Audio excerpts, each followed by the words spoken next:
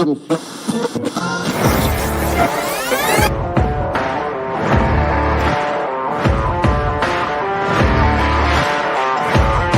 great, but being different for the sake of being different, I'm not a big fan of, right? If you just want to be different for the sake of technology increased, I would hide behind it. And you start to hear some of their challenges, and yes, because it speaks to the core of who you are and what drives you forward. Because what makes you different is what drives you.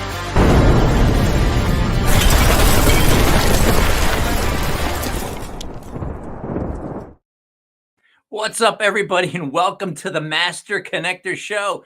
I'm your co-host, Rob Genovesi, and I hope you're tuning in every Wednesday, 1 p.m. Eastern Time, to the Master Connector Show here live on LinkedIn and streaming elsewhere, because we're always bringing you amazing guests that are going to help you level up. They're going to teach you from their story, their experience, their skill set, some specific skills you'll learn that maybe fill the gaps in where you need to learn to up-level yourself for your opportunity. You know, Steve and I, we go way back. We're two former shy guys, two introverts who somehow, though cluelessly in the beginning, built skill by skill by skill, assembling the puzzle pieces together to further our own opportunities. You know, we are not shy guys anymore. Here we are co-hosting the Master Connector Show, where we're all about building community, creating connections with amazing people. And look, if you want to know who's coming up on the Master Connector Show, go to masterconnector.show, where we have got a list of episode by episode, topic by topic, amazing guest by amazing guest, well into 2025. Bookmark your calendar. You don't want to miss it. So listen, I told you that we are connectors today, but Steve is the Master Connector. So help me bring him on, Mr. Steve Spiro, the Master Connector. What's up, Steve? What's up, Rob G? How you doing, sir? Great to see you. You too. Yeah, man. It's been a wild and ruly journey, that's for sure. Just but I appreciate 25, 26, 27 years we've known each other. It's crazy where you've come and we've both come is just incredible. But anyway, what's going on, friends? Steve Spiro, the Master Connector, coming at you live and direct. And listen, if you're watching us for the first time, we want to hear from you. If you've been, coming to the show, we want to hear from you as well. You matter. We do this show for you. It's not for us. It's for you. So get in the comments, connect with each other. Make sure you're connecting because, again, it's all about connection. And we believe in LinkedIn participants, not LinkedIn lurkers. So let's get in there and tell us what city, state, any questions you have. We're going to have an incredible time today with our guest today. But get in the comments. This is the Master Connector Show. So we believe in true connection. So, hey, what I've learned to recognize is that there's no shortage of opportunities in any market, right? It's about having an abundance mentality versus a scarcity mentality. In fact, my good friend A.B. Gabor says, let's do the abundance and not live in scarcity, right? It's some of you may have heard that, but listen, I love speaking on stage about this because once you've learned to shift your perspective on opportunity, it changes everything, right? Many people believe in myths, that limit them, like the idea of only a certain type or, a client is worth pursuing or, the market is too oversaturated. I mean, come on, man. The truth is we're surrounded by potential clients and partners. We just need to learn to spot them. And when there's no shortage of money, it reprograms our mindset and opens up possibilities.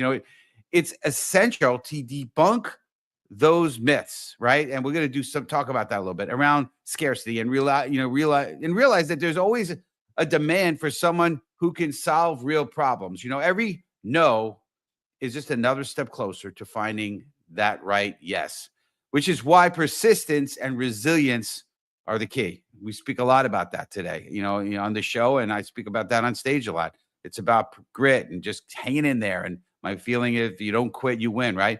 Knowing how to create a genuine connection makes you memorable, positioning you as a trusted partner, not just another salesperson, right? We're talking about connection, true connection. It's funny. I was doing a podcast yesterday, and I made the podcast host pretty much cry. He got all welled up. I said, "Does this ever happen to you before?" He's like, "No, it's never happened. Not on my show." that's what true connection, when you become vulnerable and break barriers, which I love talking about as well. But anyway, the right approach, closing deals becomes natural outcome of authenticity, understanding and meeting people at their needs, right? And today we're coming at you live and direct with the idea of closing the deal 98% of the time. How about them apples? Okay, it's going to be a great show. So if you're ready, let me have my main man, Mr. Cook, Mr. Rob G. He's going to introduce our host. So just type in "Let's go," and we're going to bring her up. Here you go, Rob G. Thanks, Steve. All right, here we go. Orly Amor is a successful entrepreneur who has started 5 companies and as a corporate trainer, best-selling author, and international public speaker. She has helped over 200,000 people around the world maximize their bottom line by tripling and quadrupling their sales through profiling. Her extensive experience as a certified behavior analyst has made her indispensable as a coach to many influential corporate trainers around the world and North America. Please welcome to the show, Orly Amor. What's up, Orly? I'm great. Thank you for the introduction. Every time somebody reads my introduction, I always say, is he talking about me? It's always fun to hear, but at the same time, it's like, wow, okay, I'd like to meet her. But thank you for having me. We're honored to have you. And yes, it is amazing to have you with us for sure. And speaking of which, I want to just acknowledge great having Christopher O'Connell. He and I had a connect call, I think earlier today. There he is on the show. So coming at us live and direct from Miami. Looking forward to this one. And then Wendy is on here. And Wendy may be one of your connections, Orly. I'm not sure, but I'm glad she's on. Wendy says, presently in Puerto Vallarta, which I've been to. It's a beautiful place. Orly is amazing. So looking forward to this episode. Obviously, clearly one of your, incredible friends. And of course, amazing Yolanda is here with us. I mean, she is just incredibly loyal. Yolanda Chin. Make sure you connect with Yolanda. She's amazing. And she says, let's go. And she's welcoming you, Orly. So, but anyway, let's dig into this, Orly. We're so excited to have you on here. And, we talked about in the opening, I was talking about debunking. So I want to talk to you about debunked. Okay. And so give us your perspective on what are, some common myths about closing that hold salespeople back. And I know you like to speak about that when you speak around the world. So the floor is yours. So just the word closing is already a close. It's just closing people off because everybody that wants to sell is really just wanting to close the deal. I like to start with saying you're here to serve, not to sell. Although I know the end result is what you want, but you're really heart-centered needs to be about serving. What problem are you solving, right? It's who are you? What do you know? What problem are you solving? How are you solving it? And why should they even care? So if you don't answer that question for people, they don't connect with you. And therefore, you're losing the sale. So one of the most important part about serving and not selling is not to think about closing. And I think that would be the debunk. It's stop closing. Yes. Stop making it about money. Stop making it about the end result. Stop making it about that. And you'll see that things will just come to you and flow naturally. It's like when you're on fire, you're on fire because you're doing good. You're feeling good. They're feeling good. You get the big high fives and the hugs. That means you connected. And that's a good start. Rob and I we've had a similar, same mentor for quite a few years, for quite a while. And he used to talk about, ways in which he could help me. And, he was baffled at one point because I was so closed and so self-focused. It was hard to move forward. But the minute I started to become others focused and look to add value and serve things, the game has changed. So that's so important what you're speaking about. By the way, I just want to, before we get to the next piece of this, I want to acknowledge some new folks I haven't seen on the show. Jeff, welcome. He's from Mesa, Arizona. So great to have you on here. And we're international here with Kenya, with Samuel Kimu, and of course Yolanda. She's acknowledging debunk, but let's acknowledge Genevieve. Genevieve is here. She's a human communication speaker. Never get enough of this. Thank you, Orly. Again, I'm sure one of your great friends. So fantastic. Great to have you. You do incredible things. And I'm excited I know we're talking about doing some stuff together in the future, but let's talk about opportunity, right? Because again, to me, that's why we're here today, right? We want to create opportunity. We want to capitalize on opportunity. And to us from the Master Connector Show, this is an incredible opportunity having you on here with us. But so how could shifting perspective help sales pros see endless opportunity in every interaction? What's your perspective on that? Oh, I love this question because the perspective is not about who you're talking to. And the thing that you lose by talking and wanting to just close the deal type of thing is that you are missing on the opportunity of who they know. They might not be a good fit for you. They might not be your client, but it has been proven that each and every one of us knows at least 300 people. So really, if you only know one person that knows 300 people and they connect you to them, what about those 300 people that know 300 people each? That's 90,000 people. And what about the 90,000 people that know 300 people each? Most people can't even do the math. They say 2.7 million people, but it's 27 million people. So none of us will be ever able to contact those 27 million people in any lifetime or multiple lifetimes. So what we're missing out and really not thinking about the opportunity of referral partners, great just connectors like ourselves. I mean, not everybody's a good fit for everybody. So why not first get to know each other, find out if there is any opportunity besides the closing of the deal?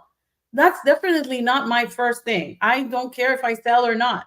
What I care about is how I'm connecting. How can they become my new BFF? Like, really, that's what I'm looking for. People come into your lives for a reason, a season, or life.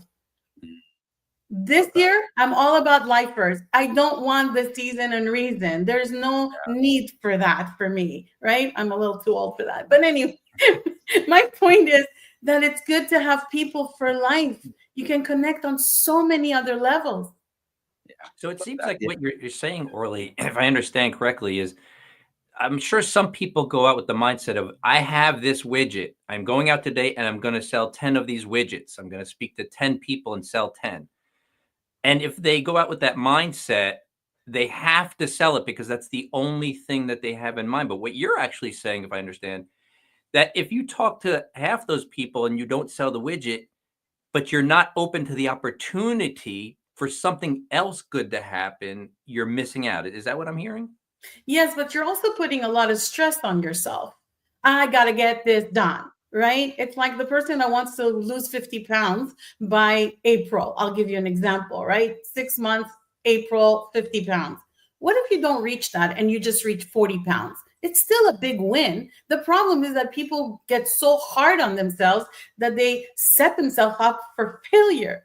What if they did not think of that and say, okay, whatever happens today, I welcome it. I'm excited. I can't wait to see who I meet today. I can't wait to see what opportunity shows up for me today. And that's the kind of a mindset that you really need to get into.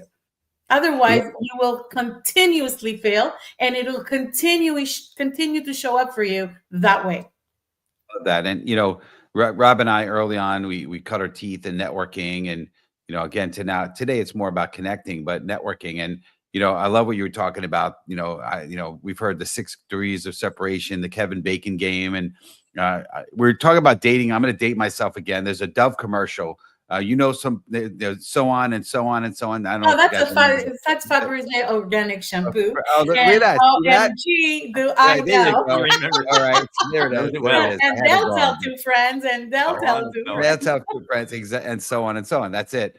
But listen, here's the thing. Right? When I talk to people, and I have several networking groups that I'm a part of, I know you've been to some of them.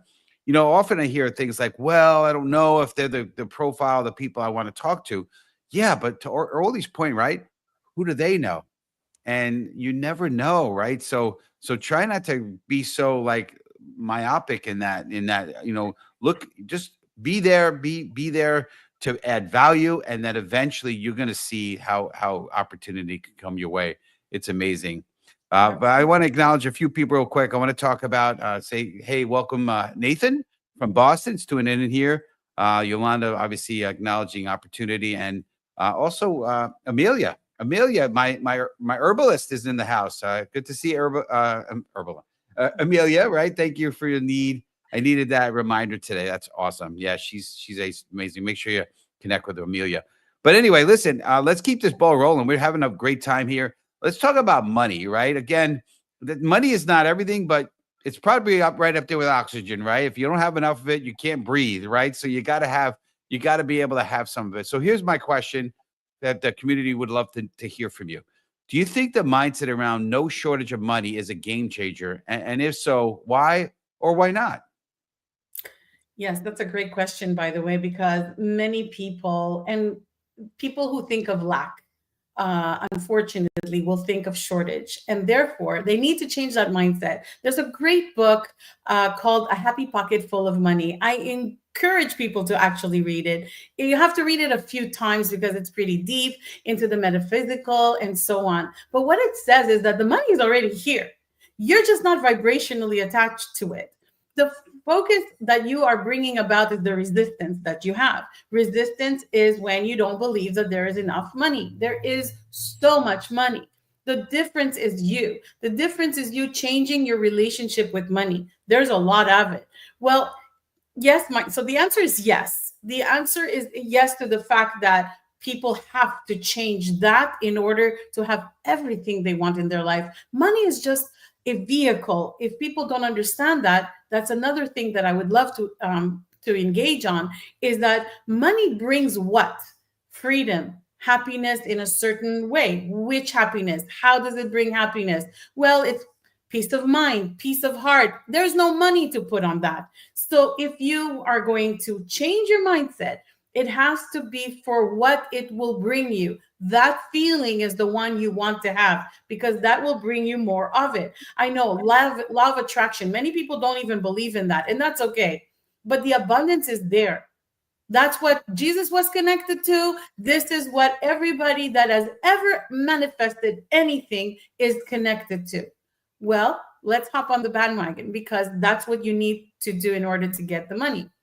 I got to tell you this, Orly. Yeah, I'm go going ahead. to jump in there for a second, because what you said really resonated with my story, my experience.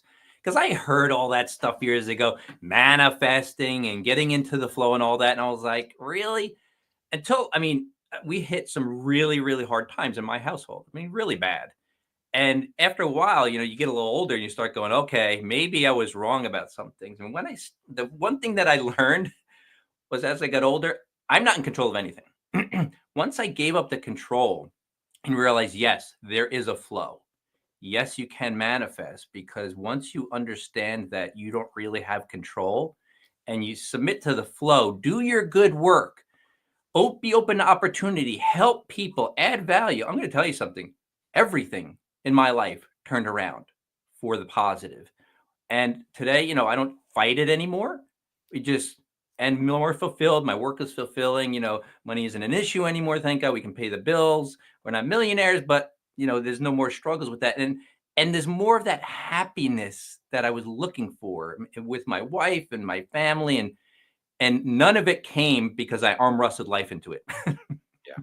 I want to just jump in and say real quick, and then we want to hear what Orly has to say, of course. But, it's funny, you mentioned obviously a biblical figure, right? And they say, money is the root of all evil. We know that the real scripture is the love of money, right? And it doesn't buy you happiness per se, although it does come pretty close. But money is neither good nor bad. It just takes on the personality of the person that has it, right? And I want to just bring out what Jeff, just something a little humor to this, right? He said, "Hey, anyone who says money can't buy happiness has never been on a jet ski." All right, I love that. So thank you, Jeff. Appreciate you, and great welcome to the show, Jeff. By the way, but that's good stuff. But yeah, so listen, again, money, it's just a perspective, right? And there is lots of abundance in it. It's just perspective, and I agree. So let's move to the next piece. I want to talk about build trust, and again, we're talking about close the deal 98% of the time, which is an intriguing topic today. And we also want to at some point ask you why 98. That was your idea, so we'll get to that too. But build trust, and maybe cover the 98 and then get into build trust. But how does building trust factor into closing the deals consistently? How does it work like that? Because of the first question of where we are at closing, Yep. that's where we fail most of the time, because we are not building the trust. Building trust is, people say that people buy and close deals with people they know, like, and trust, right? Or refer people that they know, like, and trust. I think it's Bob Berg, right? And so Yeah. when people talk about that and say it, they don't mean it. And the reality of it is, like, be truthful to yourself. What are you trying to get out of this conversation? Have a check-in. It's like, check yourself before you wreck yourself, right? It's like, just make sure that you come in and you know what you are going to serve with. Getting to know the other person is building the trust. Following up is building trust.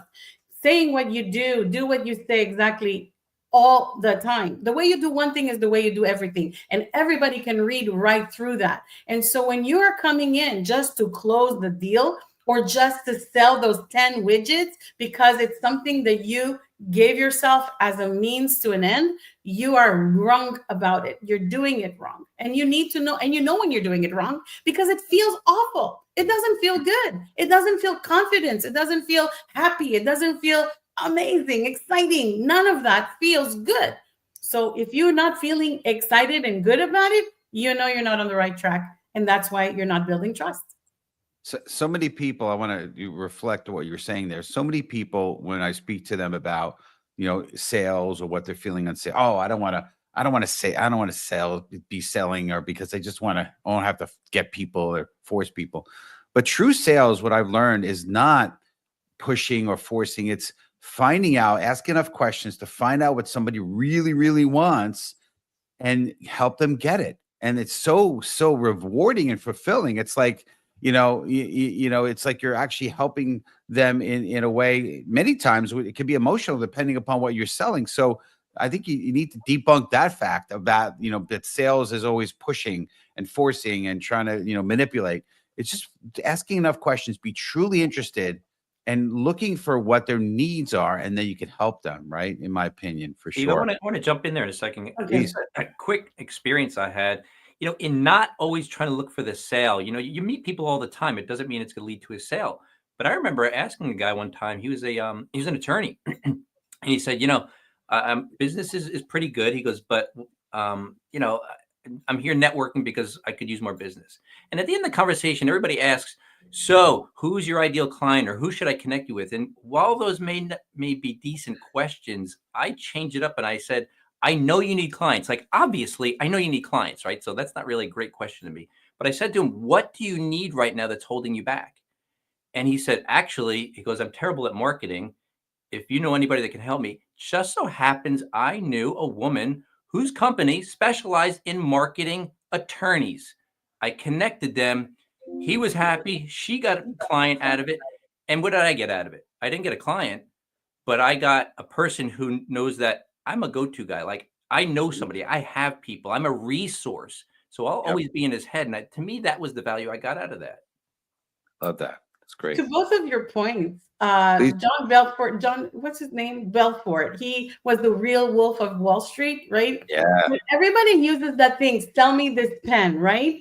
Well, he came up on stage, he was interviewed, and somebody in the crowd, when they were doing the Q&A, said to him, sell me this pen. He goes, you know how many people ask me to do that? Let me tell you what that is all about. Oh, you're looking for a pen? How long have you been looking for a pen? What kind of pen do you like? What do you like it to be? What color? How much does it weigh? Like, and then I heard that there's a pen show that some pens cost $1,500. And I'm thinking, wow, you gotta know how to sell a pen, right? And so when people are misunderstanding what the client wants, is coming to those questions that you said, Steve, it's totally right. You gotta ask the questions. How long? What do you like? What don't you like? What do you feel when you have one? Did you ever have one before? This is the kind of questions that you want to ask in order to dig into their personality and what their fears and wants and desires are. And by the way, people who want to sell, they need to stop wanting. Wanting is the mentality of lack. Desire is the mentality of abundance. And that is the shift. It's a mic drop right there. I know, right? I know. Except we have that pivotal question, Steve. We have that Yeah. bingo question. Orly, why 98%? Oh, There I you go. love that. Thank you. So when I was a child, my father was a military man in Israel. And I used to bring all my tests home and he would see, 100%, 100%. But the one teacher did not want to give me 100%. Although I got 100%, she put 98%. So I went home and my father saw the test and I said, you see, I'm 10 years old, guys. I'm fourth grade, right? And my father sees the test and he says, why 98%? I said, look, I got everything right, but she wrote 98%. And he says, okay, tomorrow I want you to go ask her why 98% and not 100. And I'm like, I'm 10 years old, guys. So I go to the teacher the next day and I say, Daddy wants to know why 98% and not 100. And she said, well, you go tell your daddy that nobody's perfect. Okay. Talk about a lesson, right?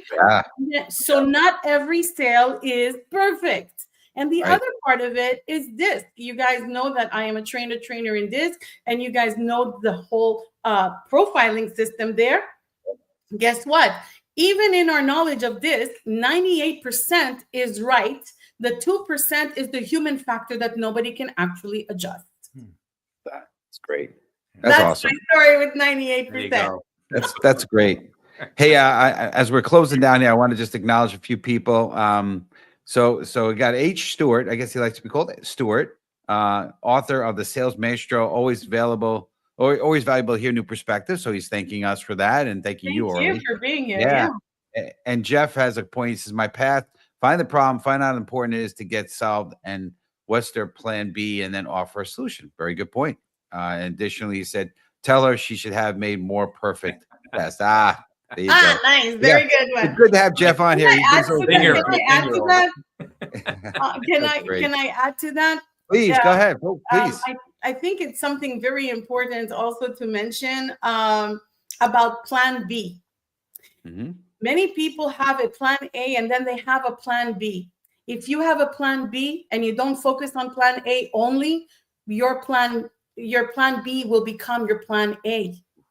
You will self-destruct. You will self-sabotage. You will have the plan B. So I always say to people, don't have a plan B, because your plan B will become your plan A. That's powerful. Hey, Robbie G, we have something we want to offer, right? Yeah. So listen, audience, we love bringing the amazing guests like Orly to you every single week. And Steve does a great job. He connects with so many people on a daily basis, finding the best people we could bring you and having them bring their value to you. But we always want to give a little bit more. So we've asked Orly if she could give us something to give you in order to help you a little bit more. So Orly, you want to tell them what you got? Sure. So what people don't know, what I do also, is that I'm a business coach for public speakers and entrepreneurs, and the only one in the world that guarantees you'll make $150K your first year in public speaking, or I work with you until you do. And I am offering your audience to speak to me about anything. They can have 30 minutes with me. It's a link. Just get on my calendar. I'm offering it to your audience because I value sometimes their perspective also on the show and why they would want to talk to me, because maybe I have a different perspective on what they're looking to do and achieve, and there's no strings attached. So please, by all means, book a time and I'd be glad to meet with you. And she's not going to try to close you in 98% of the time. No strings attached. I did mention that. Absolutely, for sure. Well, good, great stuff. It's so incredible having you on here. What's the best way for our community to reach out and connect with you? And we just appreciate you big time. I'm everywhere on social media, so Instagram, Facebook, LinkedIn, etc. Also, my website is meetorlyamor.com. And again, my calendar is there, so get on it. It's all good. That's awesome. Great stuff. All right. Well, I appreciate. We're going to have you go in the green room, but thank you so much. You've been a blessing to our community. Thank you so much. Robbie G, I think I'm passing it to you, sir. Right? Yeah. So listen, everybody. Listen. Part of what makes these guests amazing is their stories. Orly gave us a great story, and people's story can be the most powerful thing that helps other people understand that, yes, they can succeed. Yes, that person who's so successful has been through adversities, and our buddy Steve Spiro is no different. You want to get Steve's book. Steve wrote a book about some of his experiences, the things he learned, and he put it in this book called The Tao of a Master Connector, the way an introvert became a master connector. For those of you who are introverts, you think you're shy, you can become a master connector. Like, Steve, if you want to pick up that book, we'll put the information in the chat. Pass it back over to Steve. Appreciate you, bud. Really, really do. That's awesome. Appreciate it. Yeah, it was a labor of love. But hey, listen, speaking of incredible guests, next week, same bad time, same bad channel, episode 189, Wednesday the 20th, we're going to have Jennifer Wilkoff with Using a Book as Your Hook. It's going to be a really cool episode. Don't miss it. She's amazing. And if you want to learn more, go to masterconnector.show. If also we have show sponsors, episode sponsors. You don't have to show episode sponsor the whole episode, the whole show itself, but an episode. And like Russ has just done, our friend has done with us. So go to masterconnector.show. But I want to close with a story, right? So inspiring story of closing the deal with unwavering commitment is that of Howard Schultz, former CEO of Starbucks. When he first approached investors with his idea of transforming Starbucks into an espresso bar chain, he faced over 200 rejections. Schultz's persistence, despite repeated no's, ultimately paid off, and he succeeded in not only securing funding, but also transforming Starbucks into a global coffee powerhouse. His journey is a reminder that the key to closing the deal is staying determined and believing in your vision, even when others don't. Hey, folks, remember, let's continue to push forward with what we believe in so we can ultimately shine our light. See you next week. God bless. And you start to hear some of their challenges, and yes, because it speaks to the core of who you are and what drives you forward. Because what makes you different is what drives